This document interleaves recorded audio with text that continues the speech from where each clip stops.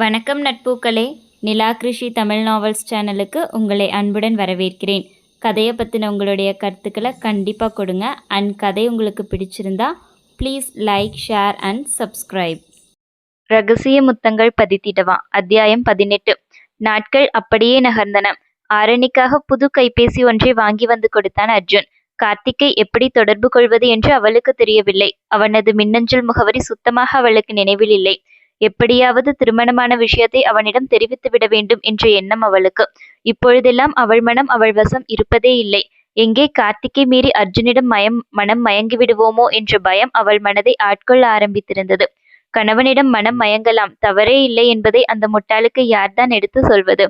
கார்த்திக்கை காதலிக்கிறோம், அவனுக்கு துரோகம் இழைக்கக்கூடாது என்று நினைத்தவள் அக்னி சாட்சியாய் 30 முக்கோடி தேவர்களின் ஆசிர்வாதத்தோடு நடந்த திருமணத்திற்கு துரோகம் செய்யலாம் என நினைத்து விட்டாள் போலும். முதலில் காதலின் பரிமாணத்தை அவள் சரிவர புரிந்து கொள்ளவே இல்லை என்பதுதான் உண்மை. காதல் ஊனாய் உருக வைக்கும். அவனின்றி அணுக்கூட அசைய மறுக்கும்.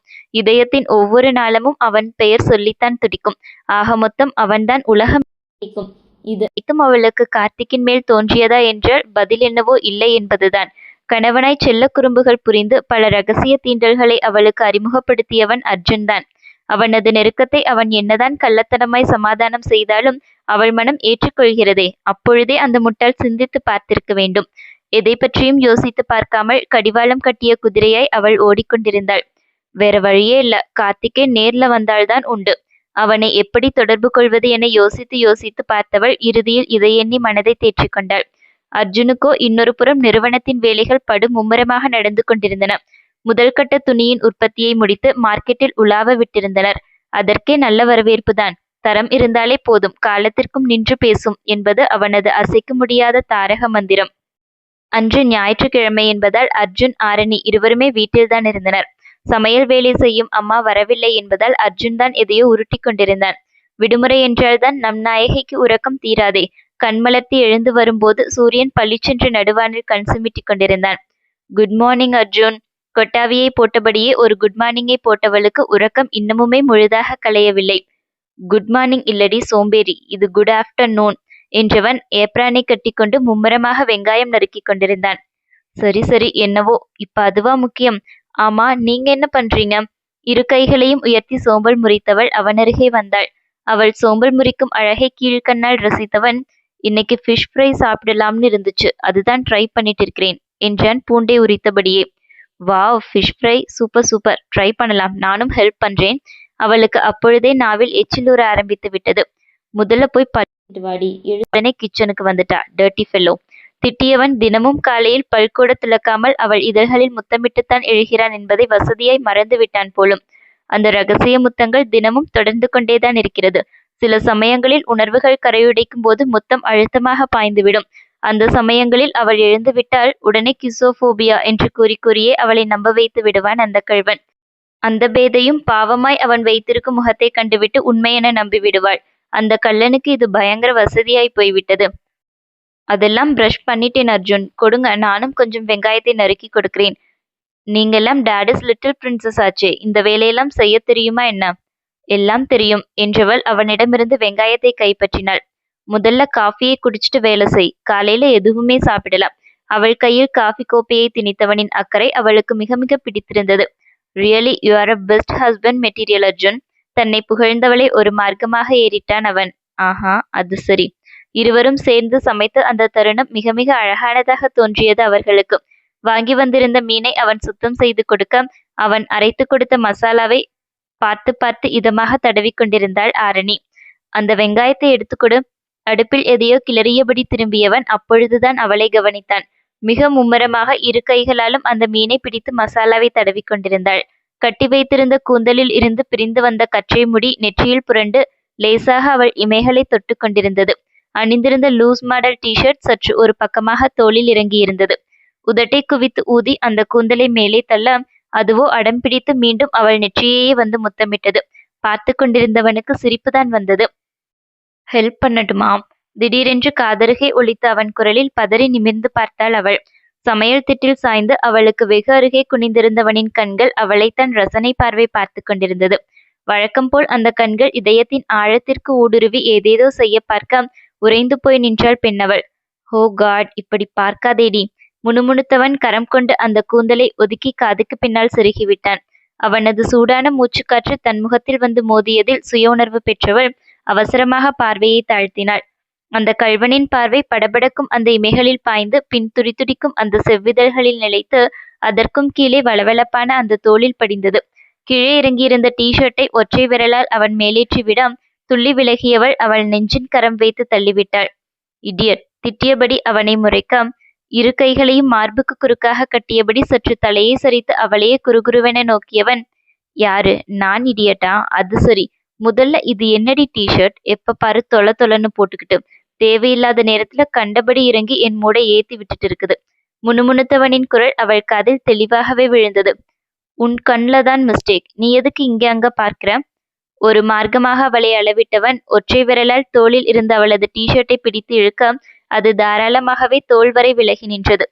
இப்படி ஷோ காண்பிச்சா பார்க்கத்தான் செய்வாங்க. அதிலேயும் உன்மேல எல்லா ரைட்ஸும் வச்சிருக்கிற உன் புருஷன் பார்க்கத்தான் செய்வான்.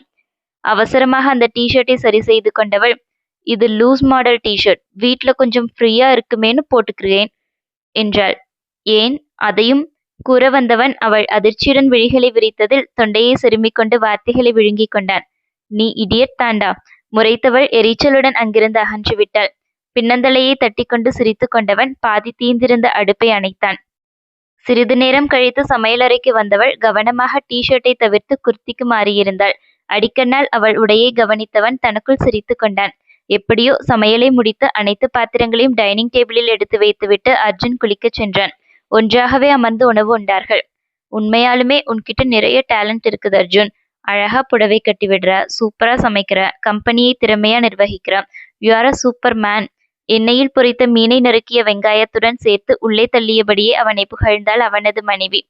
இன்னும் மாமன் கிட்ட நிறைய டேலண்ட் இருக்குது. நீ இம்னு சொல்லு, ஒவ்வொன்னா இறக்கி விடுறேன். அவனது வில்லங்கமான பேச்சு அவளுக்கு புரியவில்லை. அதிலும் அவன் தன்னை மாமா என்று விழித்து கொண்டால் அவளுக்குள் மென் வெட்கம் வந்து சூழ்ந்து கொள்கிறது. அதென்ன அப்பப்ப மாமா மாமான்னு சொல்லிக்கிறேன். அப்பவாவது நீ என்னை அப்படி கூப்பிடுவாயோன்னு ஒரு நப்பாசைதான்.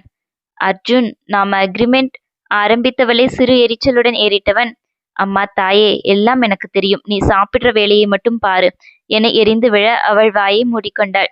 அன்று கமலியும் விநாயகமும் அவர்களது வீட்டிற்கு வந்திருந்தனர். தீபாவளி வருவதால் மகளுக்கு செய்ய வேண்டிய சீரை செய்துவிட்டு வீட்டிற்கு அழைத்து விட்டு சென்றனர். அவர் செய்த சீர்வரிசை எதையும் அர்ஜுன் மறுக்கவில்லை. அது அவருக்கும் அவரது மகளுக்குமானது என்பதில் உறுதியாக இருந்தான். 2 பேரும் ஒரு வாரத்துக்கு முன்னாடியே வீட்டுக்கு வந்துடுங்க, கொஞ்ச நாள் அங்கே இருந்துட்டு போகலாம். விநாயகம் அழைத்த போது அமைதியாக தலையாட்டி வைத்தான் அர்ஜுன். ஆ எரும மாடே, கொஞ்சமாவது உனக்கு அறிவு இருக்குதா? இப்படி கேவலமாக நம் நாயகியிடம் திட்டு வாங்கி கொண்டிருந்தது வேறு யாருமல்ல, நம் நாயகன் அர்ஜுனேதான். Sorry baby. கட்டிலின் ஒரு ஓரமாக திருட்டு விழி விழித்தபடி அமர்ந்திருந்தான் அர்ஜுன். நடந்தது என்னவென்றால், வழக்கம் போல் காலை ரகசிய முத்தம் பதித்து அவன் எழ, அன்று ஏனோ ஆர்வ மிகுதியில் காய்ந்த மாடு கம்மங்கொல்லியில் பாய்வதைப் போல அவளது இதழ்களின் மேல் பாய்ந்து விட்டான் அவன். வலி தந்த எரிச்சலில் உறக்கம் கலைந்தவள் கோபத்துடன் அவனை திட்டிக் கொண்டிருந்தாள். ரொம்ப வலிக்குதுடா, கனவா இருந்தாலும் ஒரு நியாயம் வேண்டாம் இடியட். திட்டிக் கொண்டவள் காயம்பட்டு கன்றிச்சு வந்திருந்த இதழ்களை கரம் கொண்டு நீவி விட்டு கொண்டாள். நான் வேணும்னா மறுபடியும் மெதுவா பேச ஆரம்பித்தவன் அவள் முறைத்த முறைப்பில் வாயை மூடிக்கொண்டான். இல்லடி, உனக்கு ஹெல்ப் பண்ணலாமேன்னு. ஒரு மண்ணாங்கட்டியும் வேண்டாம். உன்னால என் தூக்கமே போச்சு, லூசு லூசு. புலம்பியபடி அவள் கட்டிலை விட்டு கீழிறங்க, நான் என்னமா பண்ணட்டும், எல்லாம் இந்த கிசோபோபியா பண்ற வேலை. பாவமாய் அவன் முகத்தை வைத்துக்கொள்ள வழக்கம் போல் அவளுக்கு உருகிவிட்டது. சரி விடும் என்றவள் குளியலறைக்குள் புகுந்து கொண்டாள். அடே அர்ஜுன், கொஞ்சமாவது அறிவு இருக்குதாடா? பாவம் உன்னுடைய டெடிபியர் உதடே வீங்கி போச்சு. தலையில் தட்டி கொண்டவனுக்கு அவனது டெடிபியரை நினைத்து பாவமாக இருந்தது. எப்படியோ லிப் பாம் லிப்ஸ்டிக் என்று போட்டு மறைத்தாலும் காயம் நன்றாகவே தெரிந்தது. அவனை முறைத்தபடியேதான் கல்லூரிக்கு கிளம்பி சென்றாள் ஆரணி. முக்கியமான செமினார் இருப்பதால் விடுமுறையும் எடுக்க முடியாத நிலை. இவனால என் மானமே போக போகுது. புலம்பியபடியே கல்லூரியில் சென்று இறங்கினாள். அவள் எண்ணியதைப் போல அதுதான் நடந்தது. ஏய், என்னடி லிப்ஸ்ல காயம்? உன் ஹஸ்பண்ட் கடிச்சு வச்சிட்டாராம். சூழ்ந்து கொண்ட தோழிகளின் கூட்டத்தை எப்படியோ சமாளித்து விட்டாலும் அவளது நெருங்கிய தோழியான ரம்யாவை அவளால் ஏமாற்ற முடியவில்லை. செமினார் முடிந்து கிடைத்த இடைவெளியில் தோழியின் கையை சுரண்டினாள் ரம்யா. ஏய், உண்மையே சொல்லு, உன் ஹஸ்பண்ட் தானே கடிச்சு வச்சாரு? ஒரே ஜாலிதான் இல்லையா? பாத்துடி, பேபி ஏதாவது வந்துட்டு போகுது. அப்புறம் நீ வயித்தி தள்ளிட்டு தான் காலேஜுக்கு வரணும். சி, அப்படியெல்லாம் இல்லடி, நீ வாயை மூடு. உண்மையாலுமே பூச்சிதான் கடிச்சிருச்சு. ஆ, இத சொல்லி நீ மத்தவங்களை ஏமாத்தலாம், என்னை ஏமாத்த முடியாது. ரம்யா குறுகுறுவென்று அவளையே நோக்க, வந்த எரிச்சலில் அவள் உண்மையை உளறிவிட்டாள். லூசு, கத்தி மானத்தை வாங்காதே. நீ நினைக்கிற மாதிரி இல்ல. என் ஹஸ்பண்ட்க்கு கிசோஃபோபியா, அதாவது தூக்கத்துல கிஸ் பண்ற நோய் இருக்குதாம். அவருதான் தெரியாம கிஸ் பண்ணிட்டாரு. கூறியவளை ஏதோ வினோத ஜந்து போல பார்த்த ரம்யா வயிற்றை பிடித்துக்கொண்டு சிரிக்க ஆரம்பித்து விட்டாள். ஐயோ ஆரணி, இவ்வளவு அப்பாவியா நீ? உன் புருஷன் உன்னை நல்லா ஏமாத்திட்டு இருக்கிறார். கிசோஃபோபியா, தூக்கத்துல கிஸ் அடிக்கிற வியாதியா? ஐயோ! அவள் பாட்டிற்கு சிரிக்க ஆரணி சுற்றுமுற்றும் பார்த்து கொண்டாள். நல்லவேளை சுற்றியிருந்த இரைச்சலில் இவர்களது பேச்சு யார் காதிலும் விழவில்லை. லூசு, எதுக்குடி சிரிக்கிற? சிரிக்காம? ஐயோ, என்னால சிரிப்பை அடக்க முடியலையே. பைத்தியமே, அப்படியெல்லாம் ஒரு ஃபோபியாவும் இல்ல. அவருக்கு உன்னை கிஸ் பண்ணணும்னு தோணி இருக்குது, அதுக்குத்தான் இப்படி உருட்டி வச்சிருக்கிறாரு. நீயும் அதை நம்பிட்டு இருக்க. தோழி கூறியதில் ஆரணியின் முகம் யோசனைக்கு தாவியது. இப்பவே கூகுள்ல சர்ச் பண்ணி பாரு, கிசோஃபோபியான்னு ஏதாவது இருக்குதான்னு என்றவள் சிரித்துக்கொண்டே மொபைலை எடுத்து பெயரை அடிக்க அதை பற்றிய எந்த தகவலும் இல்லை. பாத்தியா, அப்படி எதுவும் இல்ல. அவர் உன்னை நல்லா ஏமாத்திட்டு இருக்கிறாரு. நீயும் அதை நம்பிட்டு. சரி, அதையெல்லாம் விடு. கிஸ் பண்றதுல ஒரு நியாயம் வேண்டாமாடி? இப்படியா கனவுல முத்தம் கொடுக்கிறேன்னு கடிச்சு வைப்பாங்க? இது டீப் கிஸ். தோழி விவரிக்கும் போதே அவன் அளித்த முத்தத்தின் நினைவு வந்து போனது. அவள் கூறியதைப் போல ஆழ்ந்த முத்தம்தான். அவனது முரட்டு உதடுகளுக்குள் சிக்கியிருந்த தன் மென்னிதழ்களின் வழி இறங்கிய அவனது தித்திப்பை அவளால் உணர்ந்து கொள்ள முடிந்தது. சட்டென்று முகம் சிவந்து விட்டது. முகச்சிவப்பு அடுத்த கணமே கோபத்திற்கு மாற, அர்ஜுன், இன்னைக்கு இருக்குது அவனுக்கு. பல்லை கடித்து கொண்டாள் ஆரணி. கூல்டி, இருந்தாலும் உண்மையிலேயும் தப்பு இருக்கும். படிப்பை முடிக்கணும்னு உன் ஹஸ்பண்டை ரொம்பவும் காய போட்டுட்டியோ என்னவோ. பாவம் டி மனுஷன். அவளது தோழிகள் எவருக்குமே இது அக்ரிமெண்ட் திருமணம் என்ற விஷயம் தெரியாது.